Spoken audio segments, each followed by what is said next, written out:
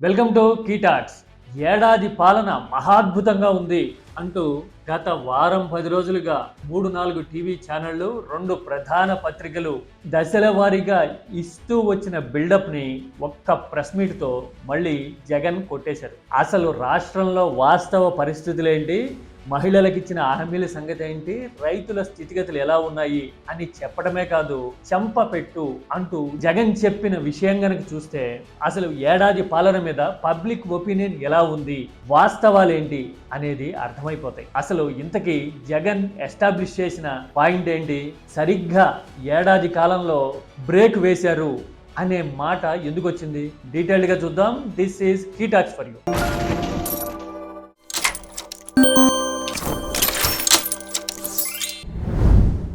ఏడాది పూర్తయిన సమయంలో రాష్ట్రంలో వివిధ వర్గాలకి ఇచ్చిన హామీల విషయంలో కూటమి పర్ఫార్మెన్స్ ఎలా ఉంది, ముఖ్యమంత్రిగా చంద్రబాబు పనితీరు ఎలా ఉంది అనే విషయంతో మొదలుపెట్టి విపక్షం విషయంలో, రాజకీయాల విషయంలో, ప్రచారాల విషయంలో చంద్రబాబు అనుసరిస్తున్న విధానాల మీద జగన్ కొన్ని సునిశ్చితమైన పాయింట్లు ఎస్టాబ్లిష్ చేశారు. అందులో మొట్టమొదటిది సుప్రీంకోర్టు తీర్పు గురించి జగన్ చెప్పిన మాట.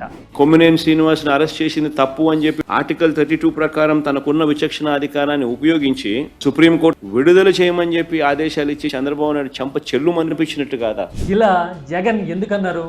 వరుస ఆరోపణలు, అరెస్టులు, నిరంతరం ఏదో ఒక రాజకీయ గలాట అన్నట్టుగా గత ఏడాది కాలంగా ప్రతిరోజు మీడియాలో హంగామా కనపడుతోంది. ఇలాంటి పరిణామాలకి ఎక్కడో అక్కడ ఒక బ్రేక్ అంటూ పడకపోతే, అసలు చట్టం ఏం చెబుతోంది అనేది కనుక ఎస్టాబ్లిష్ కాకపోతే there will be no end.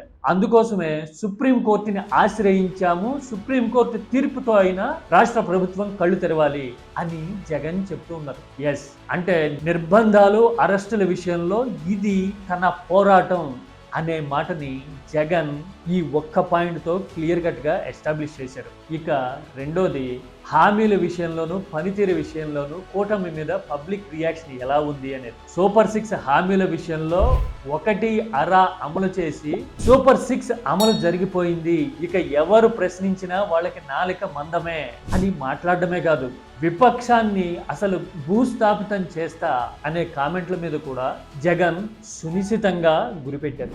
భూస్థాపితం చేస్తాడట. ఒక ముఖ్యమంత్రి స్థానంలో కూర్చొని ఉన్న వ్యక్తి ప్రతిపక్షాన్ని భూస్థాపితం చేస్తాడంట, ప్రతిపక్ష నాయకుడిని. ఈ వయసులో వాడిని తొక్కుతా వీడిని తొక్కుతా అన్న మాటలు ఏమిటి?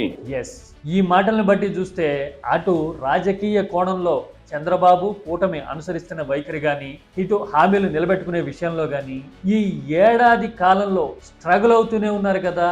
ఈ మాత్రం దానికి ఇంతటి ప్రకటనలు ఎందుకు చేస్తున్నారు, ఇంతటి ఆర్భాటం ఎందుకు అనే మాటని కేవలం మాట వరుసకి చెప్పడం కాకుండా ఆధారాలతో సహా 1 by 1 రంగాల వారీగా, ఇష్యూల వారీగా జగన్ ప్రస్తావించిన తీరు చూసిన తర్వాత ఏపీలో మెజారిటీ ఆఫ్ జనాభా జగన్తో ఏకీభవించే పరిస్థితి ఉంది అని న్యూట్రల్గా ఆలోచించే వాళ్ళు, వాస్తవాలు తెలిసిన వాళ్ళు, రాజకీయాలు నిష్పాక్షికంగా అర్థమైన వాళ్ళు ఒప్పుకొని తీరాల్సిందే అని అనిపిస్తోంది. మీరేమంటారు?